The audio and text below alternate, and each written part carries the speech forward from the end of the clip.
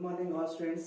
Today ఈ తెలంగాణ రాష్ట్ర ప్రభుత్వము త్వరలో విడుదల చేయబోతున్న ఎస్ఐ అండ్ పోలీస్ కానిస్టేబుల్ దృష్టిలో పెట్టుకొని ముందస్తుగా మీకు గతంలో జరిగిన ప్రశ్నపత్రాల ఆధారంగా మరి జీకే కరెంట్ అఫైర్స్ కానీ జనరల్ స్టడీస్లో ఈ సబ్జెక్ట్తో అనుబంధం ఉన్న అంశాలను ఈరోజు మీకు ఎక్స్ప్లెయిన్ చేయడం జరుగుతుంది. దీన్ని బట్టి మీకు ఒక అంచనా వస్తుంది. గతంలో సిలబస్ని ఏ విధంగా ప్రశ్న రూపంలో అడిగినప్పుడు ఏ కాంటెంట్ తీసుకున్నాడనే ఒక అవగాహన కోసము ఈరోజు ఈ వీడియో చేయడం జరుగుతుంది. మరి ఫస్ట్ మనం దీని ప్రస్తావన చూస్తే ఖచ్చితంగా దీన్ని మిస్ కాకండి స్టూడెంట్స్ దగ్గర. ఎందుకంటే చదవడం ఒక విధానము, కానీ గత ప్రశ్న పత్రాల ఆధారంగా మనం స్టడీ చేసినప్పుడు టైం మేనేజ్మెంట్ కానీ ప్రిపరేషన్ విధానం కానీ మనం సింపుల్గా మెథడ్ తీసుకునే అవకాశం ఉంటుంది. మరి ఫస్ట్ ఇక్కడ ఎక్స్ప్లెయిన్ చేస్తున్నా. గత ప్రీవియస్ పేపర్ చూడండి, 2018 తెలంగాణ కానిస్టేబుల్ సంబంధించి మెయిన్స్ ఎగ్జామ్ ఆల్రెడీ మీకు ఐడియా ఉండాలి. ఈ తెలంగాణ రాష్ట్రం ఏర్పడిన తర్వాత మొట్టమొదటిగా ఈ ఎగ్జామ్ ప్రాసెస్ ఎలా ఉంటుందంటే ప్రిలిమినరీ ఎగ్జామ్ ద్వారా ఫస్ట్ ఫిల్టర్ చేస్తారు, దాని తర్వాత ఈవెంట్స్ ఉంటాయి, తర్వాత మెయిన్స్ ఉంటాయి. కాబట్టి గతంలో జరిగిన ప్రశ్న పత్రాలు ఆధారంగా తీసుకున్నప్పుడు ఈరోజు మీకు 2018 పేపర్ నుంచి జీకే అండ్ కరెంట్ అఫైర్స్ సంబంధించిన అంశాలను ప్రస్తావన చేయడం జరుగుతుంది. Number 1, read the following statements. First A option, national food security act came into force with effect from July 5, 2013. Number B option, the act gives legal entitlement to 50% of rural and 50% of the urban population. స్టూడెంట్స్ని ఏం చేశారంటే అక్కడ exam పేపర్లో డైరెక్ట్గా ప్రశ్న ఇవ్వకుండా పూర్తి సమాచారం తెలిసినప్పుడు మాత్రమే ఈ ఆన్సర్ మనం చేయగలుగుతాం. మరి క్రింది వాక్యాలను చదవండి. తెలుగు ఆప్షన్ తీసుకున్నప్పుడు జాతీయ ఆహార భద్రత చట్టము July 5, 2013 నుంచి అమలుకి తీసుకొచ్చారు. ఆహార భద్రత చట్టం గ్రామీణ ప్రాంతంలో 50%, పట్టణ ప్రాంతంలో 50% జనాభాకు చట్టపరమైన హక్కును కల్పించారు అని ఎక్స్ప్లెయిన్ చేయడం జరుగుతుంది. ఇక్కడ ఫస్ట్ నీకు ఏమని ఐడియా ఉండాలంటే ఈ ఆప్షన్స్ లో జాతీయ ఆహార భద్రత చట్టాన్ని 2013 సంవత్సరంలో మన్మోహన్ సింగ్ ప్రభుత్వం తీసుకురావడం జరిగింది. ఇది రైట్ ఆన్సర్. ఎందుకంటే భారతదేశంలో అనేక మంది నిరుపేదలు ఉన్నారు. ఇలాంటి నిరుపేదలకు తన యొక్క జీవనోపాధి కోసము ఆహారాన్ని సమకూర్చడం గవర్నమెంట్ యొక్క బాధ్యత కాబట్టి 2013 సంవత్సరంలో ఈ చట్టాన్ని ప్రవేశపెట్టిన తర్వాత ఈ విధంగా రేషన్ కార్డ్ సిస్టమ్ ఆధారంగా అర్బన్ ప్రాంతమైన గ్రామీణ ప్రాంతమైన ఆ రేషన్ కార్డు రేషన్ బట్టి ఈ ఆహారాన్ని సరఫరా చేస్తున్నారు. ప్రధానమైన 3 వస్తువులు సరఫరా చేస్తారు ఆహార విషయంలో. మరి నార్త్ ఇండియా తీసుకుంటే గోధుమలు, అదేవిధంగా సౌత్ ఇండియా తీసుకుంటే రైస్ అంటాం, మన బియ్యం అంటున్నాం మనం తెలంగాణ పరిభాషలో. నార్త్ ఇండియా వారు గోధుమ, వీటితో పాటు పప్పు ధాన్యాలను ఈ విధంగా సరఫరా చేయడం జరుగుతుంది. ఈ 3 ప్రధానమైన వస్తువులు అని చెప్పుకుంటాం. మన నేడు సుమారుగా భారతదేశంలో ప్రజెంట్ ఈ చట్టం ద్వారా లబ్ధి పొందుతున్న వారు 80 కోట్ల మంది. ఈ 80 కోట్ల మంది ప్రజెంట్ ఈ నేషనల్ ఫుడ్ సెక్యూరిటీ యాక్ట్ ద్వారా ఈ యొక్క కార్డ్ సిస్టమ్ ద్వారా లబ్ధి పొందే అవకాశం ఏర్పడుతుంది ప్రజెంట్. నెక్స్ట్ మనం తీసుకుంటే 2019 ఫిబ్రవరి 20వ తారీఖున వివిధ రాష్ట్రాల ముఖ్యమంత్రులను జతపరచుకున్నాడు. దీన్ని నిర్ణయం చేస్తున్నాడు ఈరోజు ప్రజెంట్. మరి 2022 సంవత్సరంలో ఈ రాష్ట్రాల ముఖ్యమంత్రులను జతపరచుకునే అవకాశం ఉంటుంది ఈ పద్ధతి తీసుకున్నప్పుడు. మరి దాన్ని మనం ఈ ప్రశ్న ఆధారంగా తీసుకుంటే 4 ఆప్షన్స్ రాష్ట్రాల పేరు ఇచ్చాడు, 4 ఆప్షన్స్ ముఖ్యమంత్రి లిస్ట్ ఇచ్చాడు.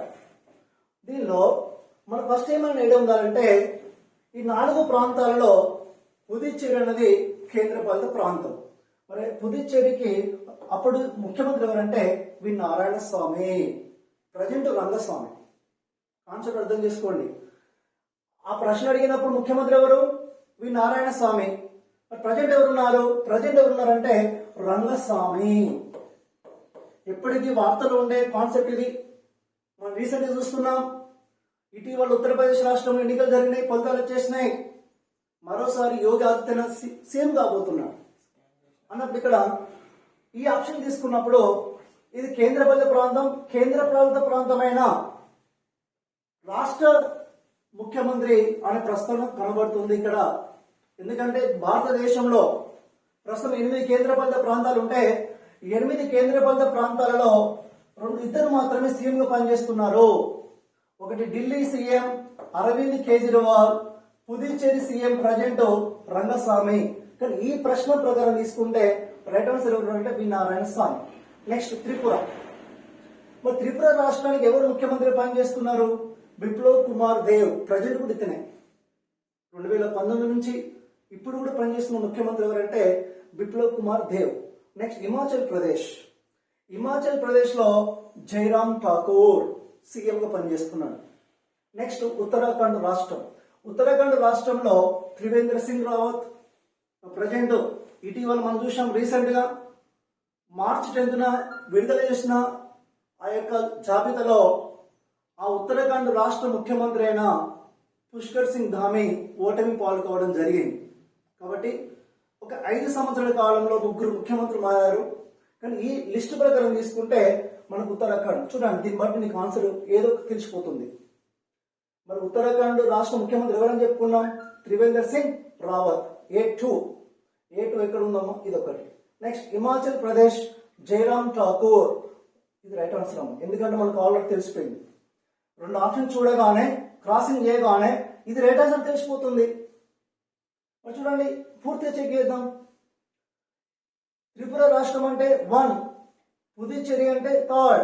కాబట్టి ఈ 4 ఆప్షన్స్ మనం క్రాసింగ్ చేసినప్పుడు ఇది రైట్ ఆన్సర్ గా మనం ఎక్స్ప్లెయిన్ చేసుకుంటాం. అంటే నీకు ఇక్కడ ఏమని తెలవాలంటే కాన్సెప్ట్ రాజకీయ అంశాలతో కరెంట్ అఫైర్స్ ముడి చేసినప్పుడు అంటే లింక్ చేసినప్పుడు 28 రాష్ట్రాల ముఖ్యమంత్రులు, 28 రాష్ట్రాల గవర్నర్స్, 8 కేంద్రపాలిత ప్రాంతాల లెఫ్టినెంట్ గవర్నర్స్, మరి కేంద్రపాలిత ప్రాంతం అయి ఉండి కూడా రాష్ట్ర ముఖ్యమంత్రి పనిచేస్తున్న 2 ప్రాంతాలను ఇక్కడ గుర్తిస్తే ఇది ఈ సబ్జెక్ట్ నుంచి నువ్వు ఆన్సర్ చేయగలుగుతావు. నెక్స్ట్ మరి ఇదొక కాన్సెప్ట్ మెథడ్. ఒకటి మనం స్కీమ్ గురించి మాట్లాడుకున్నాం, ఒకటి ముఖ్యమంత్రుల లిస్ట్ గురించి మాట్లాడుకున్నాం. మరి ఇప్పుడు ఘాట్ అంటే ఫస్ట్ నీకు మీనింగ్ వాడే ఇచ్చాడు. ఏమని ఇచ్చాడు? General agreement on tariff and trade ఈ యొక్క యురేగ్వా రౌండ్ చర్చలను సంకలనం ఈ విధంగా ప్రాచుర్యంలో కలదు అన్నాడు. అంటే మీకు ఇక్కడ కాన్సెప్ట్ ఏముండాలి చూడండి. ఒకనాడు మనం 1948లో ఈ ఘాట్ అనే ప్రతిపాదనను ఈ 4 ఎవరు తీసుకొచ్చారో అంటాడమ్మా. ఇది ఇంపార్టెంట్. డైరెక్ట్ ఆన్సర్ ఇది డంకెల్ ప్రపోజల్ అంటాం. దీన్ని రేపు ఏం చేస్తాడు? చేంజ్ చేస్తాడు. ఈ ఆప్షన్ క్వశ్చన్ లో ఫ్రేమ్ చేయొచ్చు. డంకెల్ ప్రతిపాదన ఆధారంగా దేని ఏర్పాటు చేసినా మనం ఘాట్, WTO, WHO, యునెస్కో ఏదో ఒక ఆప్షన్స్ ఇస్తాడు. కాబట్టి చూడండి అమ్మా, ఈ డంకెల్ అనగానే నీ మనసులో ఉండాల్సిన ఆన్సర్ ఏంటంటే ghat. Ghat and already abbreviation మనం చెప్పుకున్నాం ఇంతకుముందే. ఇంగ్లీష్ లో మనం ఇక్కడ చూస్తున్నాం general agreement and tariff and trade. Students అందరూ ఇక్కడ కన్ఫ్యూజ్ చేస్తున్నాడు. Tariff and trade correct answer. Trade and tariff ఇవ్వచ్చు కదా. అంటే నీకు అబ్రివేషన్ పట్ల పూర్తి అవగాహన ఉన్నప్పుడు మాత్రమే ఇది రైట్ ఆన్సర్ ని గుర్తించగలుగుతావు. మరి ఘాట్ ప్రతిపాదన చేసిన వ్యక్తి ఎవరట? డంకెల్. మరి ఘాట్ రిప్లేస్మెంట్ ఏంటి ప్రజెంట్ అన్నప్పుడు ఈ ఘాట్ ని ప్రజెంట్ WTO అంటున్నాం. మనం ఎగ్జాంపుల్ చెప్పుకుంటాం. ప్రణాళిక సంఘం రిప్లేస్మెంట్ నీతి ఆయోగ్ ఉంది కదా. మరి ఇక్కడ ఘాట్ రిప్లేస్మెంట్ ఏమొచ్చేసింది? WTO. ఈ WTO అనే దాన్ని ఎప్పుడు స్టార్ట్ చేసినాం మనము? 1995 జనవరి 1. 1995 జనవరి 1న దీన్ని మనం ప్రారంభించబడితే ప్రజెంట్ అంకోజీ హెంకోజీ అనే ఒక లేడీ WTO చీఫ్ గా పనిచేస్తుంది. First time WTO director general పనిచేస్తున్న మొట్టమొదటి మహిళ రికార్డు ఉంది ఆమెకు. మరి WTO అనగానే ఒక ప్రస్తుతం తెలిసి ఉండాలి. మరి ఘాట్ అనే ప్రదేశం ప్లేస్ లో అంటే ఘాట్ అనే దాని యొక్క ప్రధాన కేంద్రం జెనీవానే, WTO ప్రధాన కేంద్రం కూడా జెనీవానే. మరి దీంట్లో కూడా అడగచ్చు కదా, జెనీవా యొక్క ప్రధాన కేంద్రం ఏమని అడగచ్చు. మరి WTO అంటే అర్థమైంది వరల్డ్ ట్రేడ్ ఆర్గనైజేషన్. మీనింగ్ అర్థమవుతుంది కదా, వరల్డ్ ట్రేడ్ ఆర్గనైజేషన్.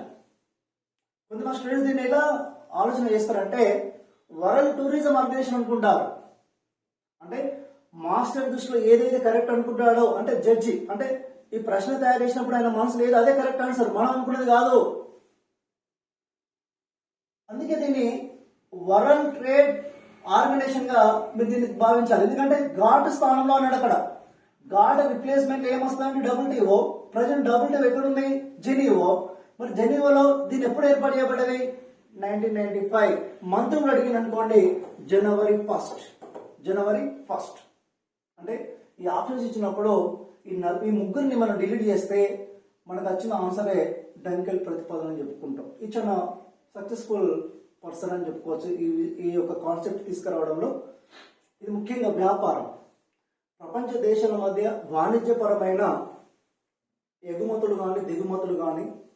మనం ఎగ్జాంపుల్ చెప్పుకుంటున్నాం, ఇప్పుడు ఉక్రెయిన్ రష్యా మధ్య గొడవలు జరుగుతున్నాయి, సమస్యలు ఏర్పడ్డాయి.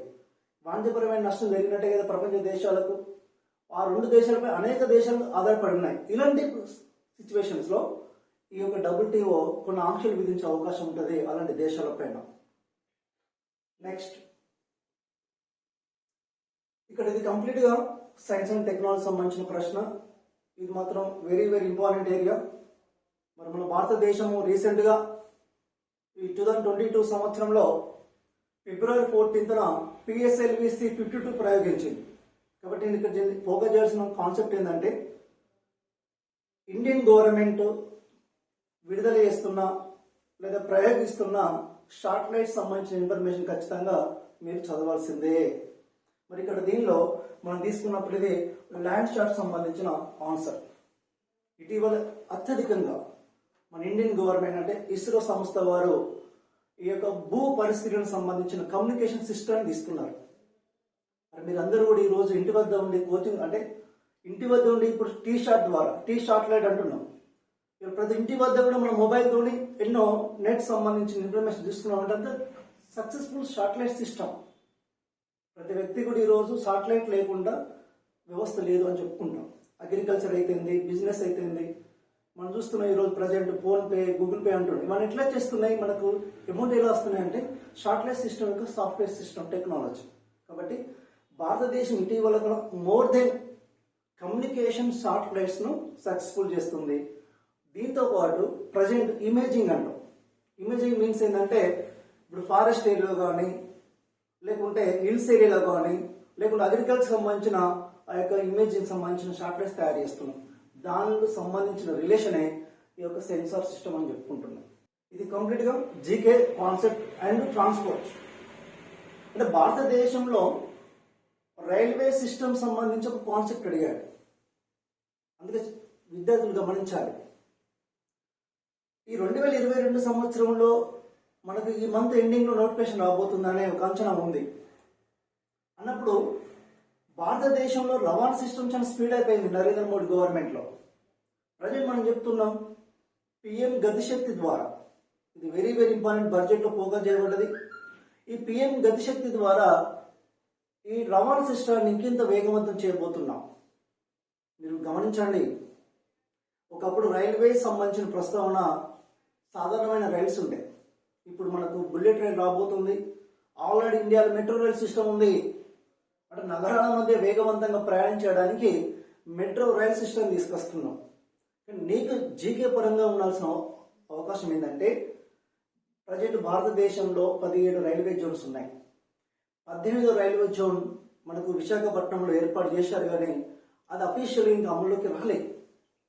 తెలంగాణ ఆంధ్రప్రదేశ్ తెలంగాణ విడిపోయిన తర్వాత ఆంధ్రప్రదేశ్ ప్రభుత్వము ఈస్ట్ కోస్ట్ రైల్వే కాన్సెప్ట్ ను ఈరోజు ఈ యొక్క భారతదేశంలో విశాఖపట్నం ఆధారంగా ఏర్పాటు చేయాలని డిమాండ్ చేస్తున్న సందర్భంలో పీయూష్ గోయల్ రైల్వే శాఖ మంత్రిగా ఉన్నప్పుడు ఈ ప్రతిపాదన చేయడం జరిగింది. ఇది ఇలాంటి ప్రశ్న అడుగుతున్నాం. ఆంధ్రప్రదేశ్ ప్రభుత్వంలో రైల్వే జోన్ ఉండాలని పార్లమెంట్ సాక్షిగా ప్రకటించిన వ్యక్తి ఎవరంటే పీయూష్ గోయల్. కొన్ని సాంకేతిక కారణాల వలన అది ఇంప్లిమెంట్ కాలేకపోయింది. కాబట్టి ఒకవేళ భారతదేశంలో నూతన రైల్వే జోన్ అనే అవకాశం ఎవరికి ఉంది? ఇప్పుడుగా ఆంధ్రప్రదేశ్ రాష్ట్రం. మరి ఎగ్జాంపుల్ చెప్పుకుందాం. తెలంగాణ రాష్ట్రానికి వచ్చేసరికి ఏకైక రైల్వే జోన్ ఏంటిదంటే తెలంగాణ రాష్ట్రంలో SCR అంటాం, Secunderabad railway zone. Secunderabad railway zone అంటే దీన్ని మన యొక్క కాన్సెప్ట్ అడుగుతాడు. అంటే ఇది ఈస్టా, నార్త్, వెస్ట్ అనే ఆప్షన్స్ ఇస్తారు కాబట్టి ఇక్కడ కన్ఫ్యూజ్ కావద్దు స్టూడెంట్స్ ఎవరైనా కూడా. దీన్ని ఇట్లా కూడా చెప్పొచ్చు మనం, సికింద్రాబాద్ రైల్వే జోన్ అని చెప్పొచ్చు. కానీ అఫీషియల్ గా రైల్వే సిస్టమ్ ప్రకారం తీసుకుంటే దీని మీనింగ్ ఏంటంటే South Central Railway. South Central Railway. South Central Railway ఎక్కడ ఉంది అంటే ఆన్సర్ ఏం చెప్పాలి? సౌత్ సెంట్రల్ రైల్వే అన్నప్పుడు ఆన్సర్ మీనింగ్ మారుతుందమ్మా. సౌత్ సెంట్రల్ రైల్వే అంటే మనకు చెన్నై. ఈ సౌత్ సెంట్రల్ రైల్వే అన్నప్పుడు కాన్సెప్ట్ చూడండి, సౌత్ రైల్వే సౌత్ సెంట్రల్ అన్నప్పుడు. అందుకే స్టూడెంట్స్ ఇక్కడ కన్ఫ్యూజ్ అవుతారు మీనింగ్ లో.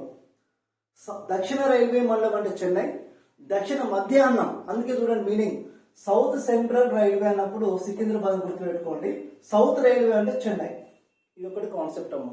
మన నార్త్ రైల్వే అంటే ఢిల్లీ, మనకి ఈస్ట్ కోస్ట్ అంటే భువనేశ్వర్. దీనిలో వన్ ఆఫ్ ది ఇంకొక న్యూ నేమ్ ఏంటంటే మనం కంప్లీట్ గా విశాఖపట్నం కూడా ఈస్ట్ సంబంధించిన రైల్వే జోన్ ఏర్పాటు చేయబోతున్నాం. కాబట్టి కలకత్తా, ఢిల్లీ, ముంబై ఎగ్జాంపుల్ చెప్పుకుందాం. ముంబై అనగానే పశ్చిమ రైల్వే మండలం అంటాం. ఇంగ్లీష్ లో కూడా మీకు ఐడియా ఉండాలి. ఇది ఇంగ్లీష్ లో ఏమంటాం అంటే వెస్ట్ రైల్వే జోన్ అంటాం. కాబట్టి ఇలాంటి 18లో 17 ఇప్పుడు సర్వీస్ చేస్తున్నాయి. కాబట్టి రైల్వే జోన్స్ కంప్లీట్ అవగాహన ఉన్నప్పుడే ఇక్కడ ఒక 1 మార్క్ ఛాన్స్ ఉందని చెప్పుకుంటాం. విమానాలకు సంబంధించిన ఎయిర్లైన్స్, రైల్వే సంబంధించి రైల్వే జోన్స్. మనకి షిప్ సిస్టమ్ తీసుకుంటే సముద్ర తీర ప్రాంతంలో ఉన్న ఓడరేవులు అంటాడు. లేకుంటే ఏమంటాడు ఇంకా ఇప్పుడు జాతీయ రహదారులు ఉన్నాయి. ఇప్పుడు ఎగ్జాంపుల్ డైలీ ఫోకస్ అవుతుంది తెలంగాణ రాష్ట్రంలో నార్త్ తెలంగాణలో వరంగల్ కరీంనగర్ మధ్య నేషనల్ హైవేగా 563 రైల్వే సంబంధించి వే ఉంది. మనకు 563 జాతీయ రహదారి అంటాం. 563 జాతీయ రహదారి ఏమంటాడు? నా కాన్సెప్ట్ ఏంటంటే స్టూడెంట్స్ ను అబ్జర్వ్ చేయడానికి 563 అనే జాతీయ రహదారి ఏ 2 నగరం కలుపుతుంది అంటాడు. మరి ఏ 2 నగరాలు కలుపుతుంది? కరీంనగర్, వరంగల్ నగరం కలిపే జాతీయ రహదారి ఏంటిదంటే 563. మరి ఇండియాలో బిగ్గెస్ట్ జాతీయ రహదారి ఏంటిదంటే నేషనల్ హైవేస్. ఈ నేషనల్ హైవే 44 అంటున్నాం. కాబట్టి జస్ట్ ఇన్ఫర్మేషన్, రైల్వేస్ చదివినప్పుడు రైల్వే ఇన్ఫర్మేషన్ కంప్లీట్ గుర్తుండాలి. మరి ప్రజెంట్ మనకు నరేంద్ర మోడీ గవర్నమెంట్ లో present railway minister Ashwini Vaishnav అన్నట్టు ఆయన ప్రజెంట్ రైల్వే మినిస్టర్ పనిచేయడం జరుగుతుంది. ఇది మోస్ట్ ఇంపార్టెంట్. నరేంద్ర మోడీ ప్రభుత్వంలో తొలి రైల్వే శాఖ మంత్రి సదానంద గౌడ. ఇది ఎవరు ఎక్స్పెక్ట్ చేయరు ఆన్సర్. సదానంద గౌడ మనకేం తెలుస్తుంది అంటే ప్రజెంట్ సిచ్యువేషన్ చూస్తాం, కానీ సందర్భాన్ని బట్టి మోడీ గవర్నమెంట్ 2014 నుంచి ఇప్పటి వరకు తీసుకుంటే ఫస్ట్ పర్సన్ సదానంద గౌడ పేరు గుర్తుంచుకోవాలి. మరి నెక్స్ట్ మనకు పీయూష్ గోయల్ పనిచేశాడు. ప్రజెంట్ ఎవరు పనిచేస్తున్నారంటే అశ్విని వైష్ణవ్ పనిచేస్తున్నాడు. గతంలో ఇంకొక వ్యక్తి ఉండే మనకు ఈ శివసేన పార్టీ చెందిన వ్యక్తి కూడా రైల్వే శాఖ మంత్రిగా పనిచేయడం జరిగింది. అతని పేరు గుర్తుంచుకోండి, సురేష్ ప్రభు. చూడండి, జస్ట్ ఒక ఇన్ఫర్మేషన్ తోనే ఎంత దూరమైన మనం ఎట్లా సబ్జెక్టు. రైల్వే బడ్జెట్ చిట్ట చివరిగా ప్రవేశపెట్టిన వ్యక్తి ఎవరు అంటాడు? సురేష్ ప్రభు. రైల్వే బడ్జెట్ ప్రవేశపెట్టిన చిట్ట చివరి వ్యక్తి ఎవరు? సురేష్ ప్రభు. ప్రస్తుత రైల్వే మినిస్టర్ ఎవరు? అశ్విని వైష్ణవ్. నరేంద్ర మోడీ ప్రభుత్వంలో రైల్వే బడ్జెట్ ప్రవేశపెట్టిన వ్యక్తి ఎవరు? సదానంద గౌడ. ఎలాబరేషన్ చేయండి సబ్జెక్ట్ అనేది. ఓకే, మరి ఇక్కడ రైట్ ఆన్సర్ చూద్దాం. ఈస్ట్ సెంట్రల్ రైల్వేస్ యొక్క ప్రధాన కార్యాలయం ఎక్కడ ఉందని అడగాలి. ఈ విధంగా దీనిలో ఆన్సర్ తీసుకుంటే మనకు ఈస్ట్ సెంట్రల్ అన్నాడు, ఈస్ట్ రైల్వే అనలే, ఈస్ట్ సెంట్రల్ అన్నాడు. కాబట్టి మనకు తూర్పు మధ్య రైల్వే మండలం అంటే హాజీపూర్ అయితే ఆన్సర్. ఓకే, నెక్స్ట్ ఇది ఒక డేట్ సంబంధించిన ఇన్ఫర్మేషన్. ఏమన్నా చూడండి ఒకసారి. Read the following phrase about the International Day of the Girl Child day. ఈ sentence important. International Day of the Girl Child అన్నాడు అంటే ఆడపిల్లల అంతర్జాతీయ దినోత్సవం సంబంధించి జతను చదవండి అన్నాడు. అంటే 2 ఆప్షన్స్ ఇచ్చాడు ఇక్కడ, ఏ అండ్ బి ఆప్షన్. వీటిని కంపేర్ చేస్తే మనం కరెక్ట్ ఏందో చూడాలి. ఆడపిల్లల అంతర్జాతీయ దినోత్సవాన్ని ప్రతి ఇయర్ ఎప్పుడు నిర్వహిస్తాము? అక్టోబర్ 11. అక్టోబర్ 11వ తారీఖుని సంస్థ, మరి ఏ సంస్థ ఆధ్వర్యంలో నిర్వహించబడుతుందంటే యునెస్కో సంస్థ వారు నిర్వహించబడుతుంది అనేది రాంగ్. ఎందుకు? ఇది కంప్లీట్ గా United national education scientific and culture. ఇక్కడ ఏముండాలి? ఆప్షన్ యునిసెఫ్ ఉండాలి. యునిసెఫ్ చూడండి, ఇది ఎందుకు రైట్ ఆన్సర్ అని చెప్తున్నా? యునిసెఫ్ అనేది ఇది ఎవరి కోసము? పిల్లలకు సంబంధించింది, అంటే గర్ల్ చైల్డ్ సంబంధించింది కాబట్టి United national international child emergency fund ఈ సంస్థ వారు దీన్ని ఫోకస్ చేయడం జరుగుతుంది. ఇక్కడ ఏ మాత్రమే మనకు సరైనదని గుర్తించవచ్చు. ఓకే, ఏ అంటే ఇది ఆన్సర్. నెక్స్ట్, ఇది ఒక సెమినార్, అంటే సదస్సుకు సంబంధించినవి. మనకు ఎన్నో జాతీయ అంతర్జాతీయ పరమైన సదస్సులు జరుగుతున్నాయి కాబట్టి ఆ పరీక్ష జరిగినప్పుడు సమయంలో 2019లో అడిగిన ప్రశ్న ఏంటంటే ఎగ్జామ్లో ప్రపంచ సుస్థిర అభివృద్ధి సదస్సు 2019 సంబంధించి సరైన వాక్యాన్ని గుర్తించమంటున్నాడు. మరి ఈ సదస్సు జరిగింది న్యూఢిల్లీలో, కరెక్ట్ ఏమో. రెండవది దేనికోసం ఇదంటే సుస్థిర అభివృద్ధి కొరకు సంస్థగత చట్రం అంటే ఫ్రేమ్ వర్క్. ఈ 2019లో ఇండియాలో సదస్సు జరిగినప్పుడు ఈ సదస్సు ఏమని స్టేట్మెంట్ ఇచ్చింది? ఇది మోస్ట్ ఇంపార్టెంట్ అమ్మా. ఈ మధ్య కాలంలో సదస్సు ఎక్కడ జరిగిందే కాదు, సదస్సుకు నాయకత్వం వహించే వ్యక్తే కాదు, జరిగే ప్రదేశం పేరు అడుగుతున్నాడు. వీటితో పాటు ఇప్పుడు అదనంగా మిమ్మల్ని అడిగే ప్రశ్న విధానం ఏంటంటే వాటి యొక్క థీమ్ అడుగుతున్నాడు.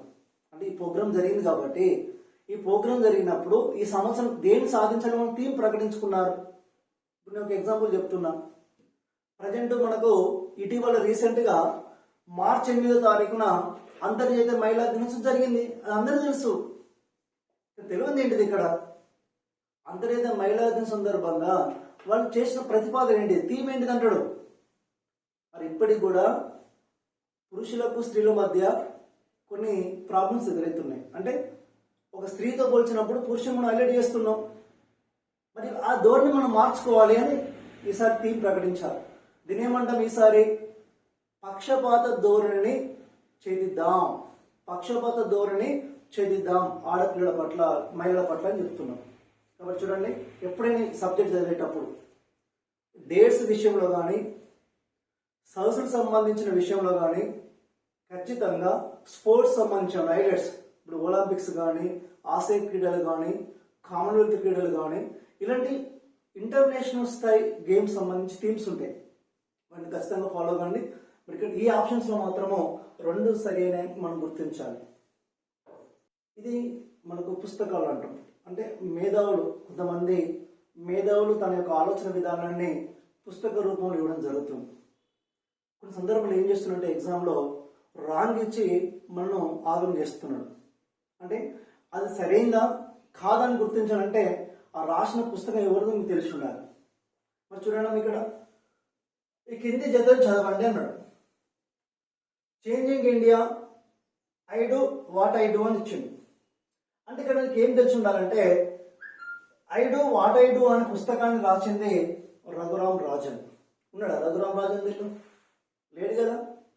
అర్థమైంది కదా నీకు? అంటే దీనిలో ఏదో తప్పు ఉంది అని అర్థం అన్నట్టు. మరి ఏ తప్పు ఉంది ఇక్కడ? I do what I do అనే పుస్తకాన్ని ఉర్జిత్ పటేల్ రాయలేదు.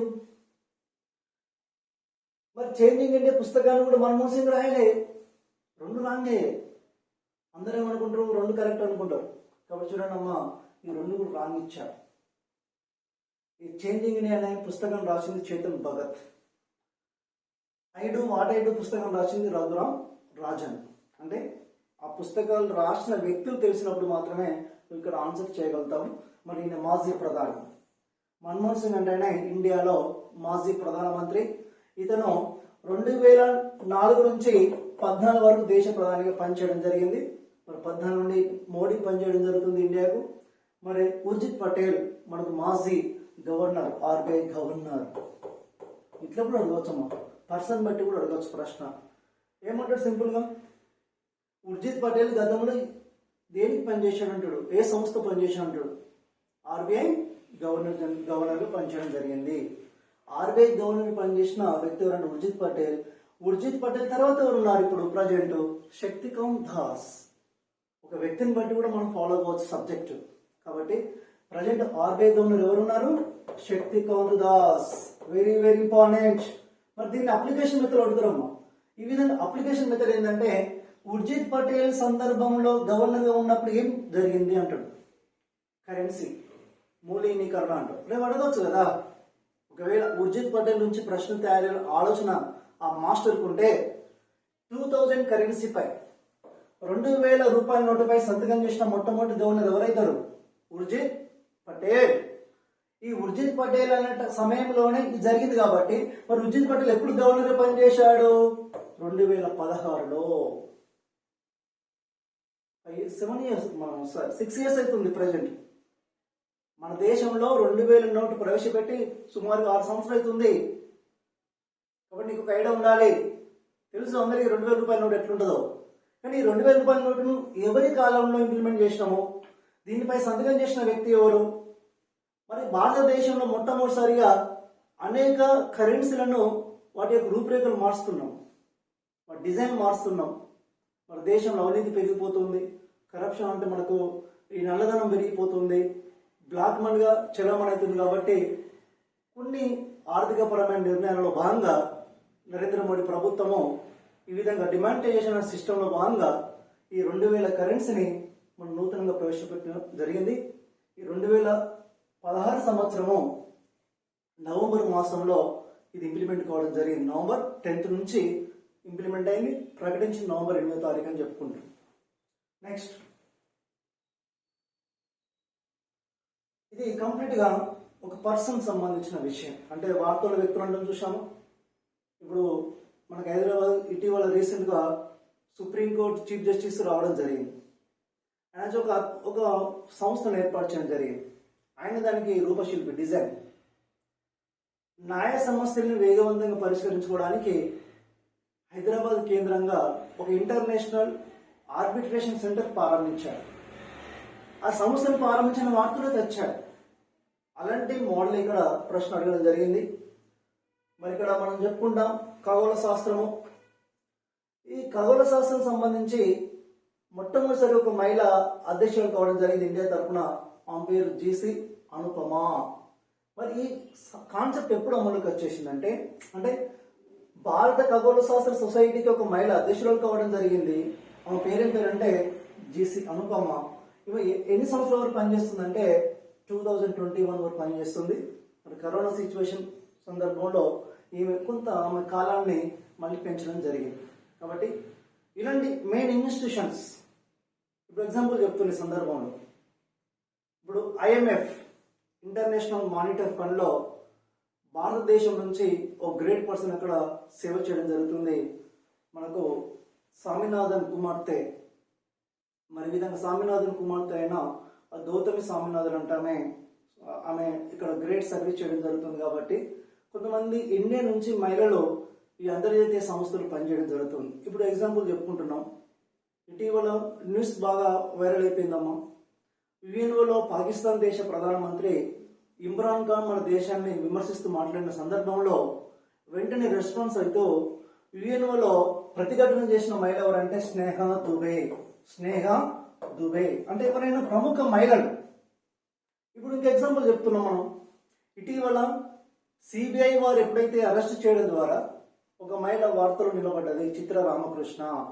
ఈ చిత్ర రామకృష్ణ అంటే ఆమె ఎక్కడ పనిచేసింది, ఈమె రికార్డ్ ఏంది ఇండియాలో అంటే మొట్టమొదటిసారిగా భారతదేశంలో పనిచేసిన డిపార్ట్మెంట్ ఏంటిదంటే NSE, national stock exchange. Daily మనం చూస్తాం వార్తల్లో, షేర్ మార్కెట్ సిస్టమ్ లో డైలీ వార్తలు ఉండే సబ్జెక్టే NSE, నేషనల్ స్టాక్ ఎక్స్చేంజ్ అనే డిపార్ట్మెంట్ కు తొలి చైర్పర్సన్ గా సెలెక్ట్ అయిన మహిళ. మరి ఇటీవల ఆమె అవినీతి పాల్పడని చెప్పేసి సిబిఐ డిపార్ట్మెంట్ వారు ఆమెను అరెస్ట్ చేయడం జరిగింది. అంటే గత చరిత్ర తీసుకున్నప్పుడు ఒక ప్రత్యేకత ఉంది, ఈమెకు ప్రత్యేకత ఉంది. యుఎన్ఓలో ఇండియా తరఫున ఒక ట్రాన్స్లేట్ సిస్టమ్ అంటే అనుసంధానము సబ్జెక్ట్ భారతదేశం తరఫున యుఎన్ఓలో ఏమైనా సంభాషణ జరిగినప్పుడు దాన్ని వాళ్ళకి ఇన్ఫర్మేషన్ ఇవ్వడంలో కీలక పాత్ర పోషిస్తున్న మహిళ స్నేహ దుబే. కాబట్టి ఎవరైనా ఫేమస్ పర్సన్స్ వారితో నిలిచినప్పుడు వాళ్ళకి సంబంధించిన ఇన్ఫర్మేషన్ మీకు తెలిసి ఉండాలి.